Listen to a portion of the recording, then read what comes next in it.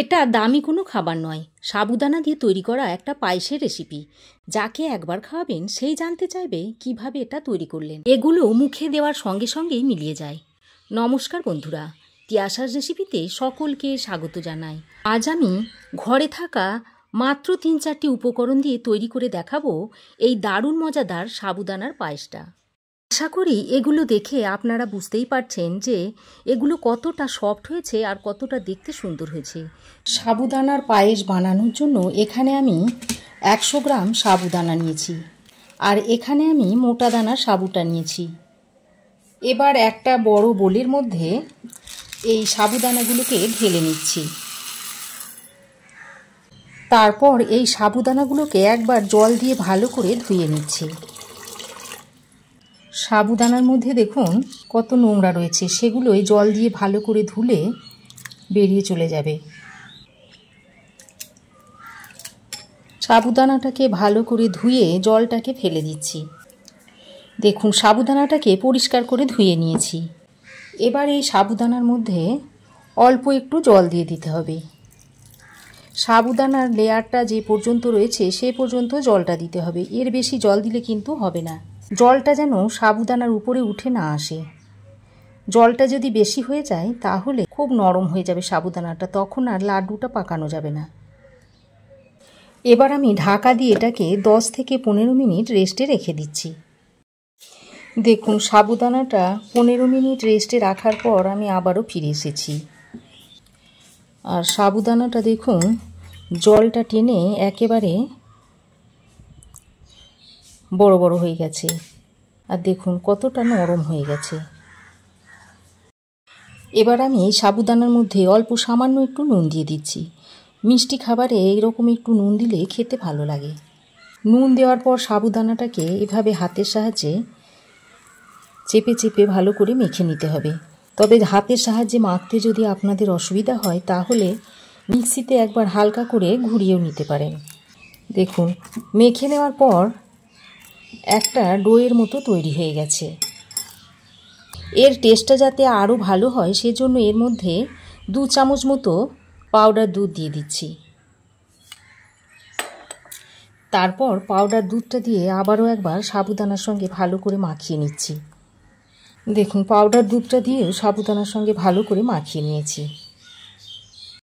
এবার আমি হাতে একটু অল্প করে ঘি লাগিয়ে নিচ্ছি। এইভাবে 2 হাতে ঘি লাগিয়ে নিয়ে তারপর এই সাবুদানার মিশ্রণ থেকে অল্প অল্প নিয়ে এরকম লাড্ডু পাকিয়ে নিচ্ছি। এইভাবে লাড্ডু পাকিয়ে নিতে হবে। আর লাড্ডুগুলো একটু ছোট ছোট করবেন, কারণ কুক হওয়ার পর লাড্ডুগুলো আরও একটু বড় হয়ে যাবে। দেখুন একটা লাড্ডু তৈরি হয়ে গেছে। এবার আমি একটা প্লেটে রেখে দিচ্ছি। ওই একইভাবে সমস্ত লাড্ডুগুলোকে আমি পাকিয়ে নেব।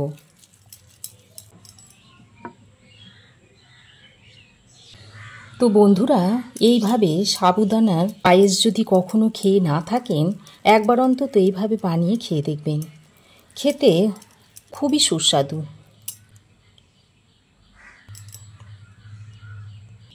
দেখুন বন্ধুরা, সমস্ত সাবুদানার লাড্ডুগুলো আমি পাকিয়ে নিয়েছি।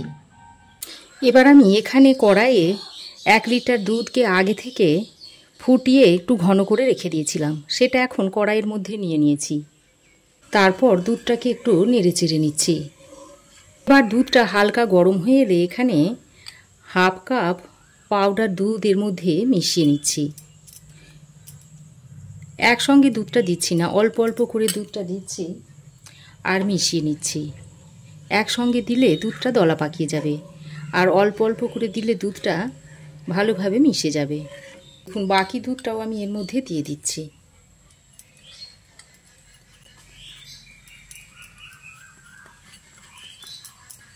এবার আমি দুধটাকে নেড়েচেড়ে ভালোভাবে একটু ফুটিয়ে নিচ্ছি।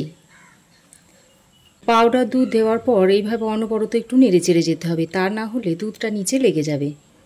দুধ খুব ভালোভাবে ফুটে উঠেছে, আর এই দুধটা খুব বেশি ঘন হওয়ার আগে আমি যে সাবুদানার লাড্ডুগুলো পাকিয়ে রেখেছিলাম সেগুলো এর মধ্যে দিয়ে দিচ্ছি।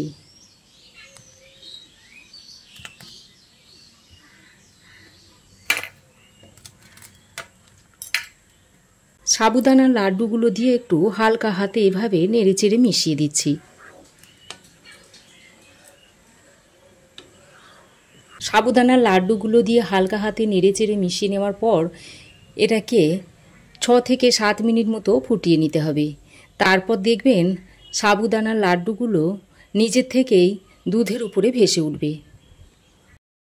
দেখুন প্রায় 6-7 মিনিট ফুটিয়ে নেওয়ার পর দেখুন সাবুদানার লাড্ডুগুলো দুধের উপরে ভেসে উঠেছে, আর দেখুন ফুলে কতটা মোটা হয়ে গেছে। এবার আমি এখানে বাটির 1 বাটি মতো চিনি অ্যাড করে দিচ্ছি।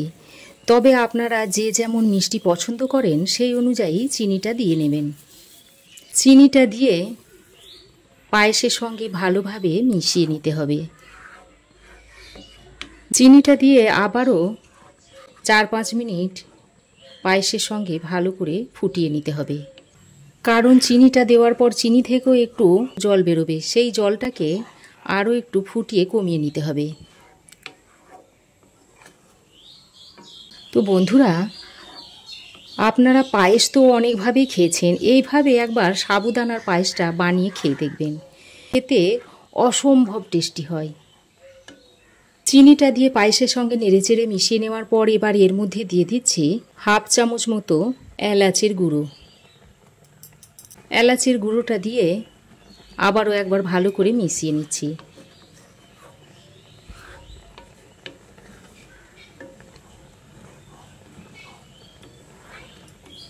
দেখুন পায়েস আমার প্রায় হয়েই এসেছে, আর 2-1 মিনিট ফুটিয়ে তারপর পায়েসটাকে নামিয়ে নেব। দেখুন এই রকম ঘনত্বের পায়েসটা হয়েছে। তবে নামানোর পর এটা আরও একটু টেনে যাবে। নামানোর আগে আমি এর মধ্যে দিয়ে দিচ্ছি 1 চামচ মতো রোজ ওয়াটার, আর 1 চামচ মতো দিয়ে দিচ্ছি কেওড়া ওয়াটার।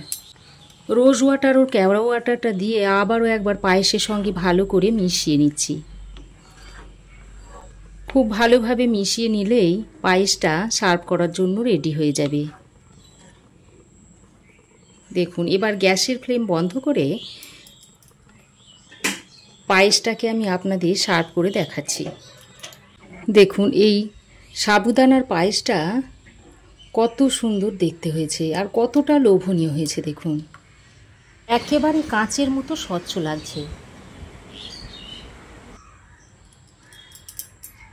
এবার আমি এই সাবুদানার পায়েসটা একটা বাটির মধ্যে সার্ভ করে দিচ্ছি। এরপর এটা ভালো করে ঠান্ডা করে নিয়ে কিছুক্ষণ ফ্রিজে রাখার পর তবে সার্ভ করে দেবেন। আর এই গরমের দিনে ভাতের পর যদি এরকম একটা ঠান্ডা ঠান্ডা পায়েস থাকে তো খাওয়াটা খুবই তৃপ্তি করে হয়।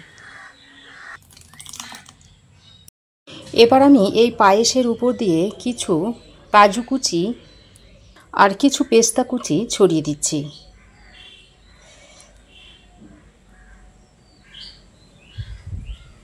এবার আমি এর মধ্যে থেকে একটা সাবুদানার লাড্ডু আপনাদের তুলে দেখাচ্ছি। কতটা সফট হয়েছে দেখুন, একেবারে স্পঞ্জি।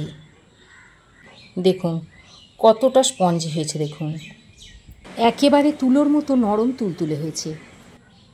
তো বন্ধুরা, আমার এই আজকের সাবুদানার পায়েস বা কাঁচের পায়েসের রেসিপি আপনাদের কেমন লাগলো অবশ্যই একটা কমেন্ট করে জানাবেন। ভালো লাগলে একটা লাইক ও শেয়ার করবেন। পাশে থাকা বেল আইকনটাও অবশ্যই প্রেস করবেন। আর আমার চ্যানেলে নতুন বন্ধু হয়ে থাকলে প্লিজ চ্যানেলটা সাবস্ক্রাইব করার অনুরোধ রইল। আজ এ পর্যন্তই।